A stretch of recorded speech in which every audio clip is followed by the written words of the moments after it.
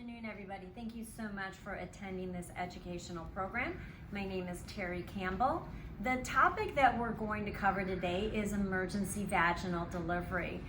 So let's jump into the psychomotor skill. So of course I'm going to put my hair in the emergency ponytail holder. I'm going to make sure that we have appropriate BSI, because one of the #1 rules in emergency medicine and EMS is if it's wet and not yours, don't touch it. Exactly. Okay, so the very first step is going to be hand placement. So I'm going to put my, I did not introduce my primary actress. This is Vagina Lochia, and this is Cletus the fetus. So, very first step, my hand is going to be over the perineum like this, applying some counter pressure so it doesn't tear. As the baby's head is crowning, my hand is gently placing here, not to stop the delivery, but to slow the descent. Baby's head is going to be delivered. I now go to the second step, which is checking for the nuchal cord. In this demonstration, it's going to be uncomplicated, so we're not going to have a cord. If we did, I would simply slide it over the baby's head. If it was too tight, I could use 2 surgical clamps like this, or 2 umbilical cord clamps like this, and then I would cut in the center with a surgical scissors.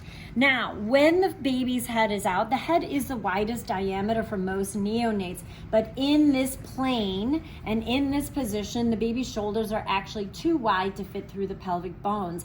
Think of the baby fitting through like a key into a lock. So the third step is the baby is going to make an internal rotation like this. Now you can see my hand placement is over the baby's ears and over the baby's shoulders. My fourth step, I'm going to apply gentle traction down. I'm going to deliver that anterior shoulder. My fifth step is I'm going to gently lift up and deliver the posterior shoulder, but I have to warn you, as soon as you do that, you're going to get an armful of baby, which is the sixth step, which is pulling the baby into you. Fifth step, deliver up, and then sixth step, pull the baby into yourself like this. Now, to quickly review the 6 steps, first step is going to be hand position over the perineum and on the crown. Second step, checking for that nuchal cord. Third step, assisting with that internal rotation. Fourth step, gentle traction down to deliver the anterior shoulder.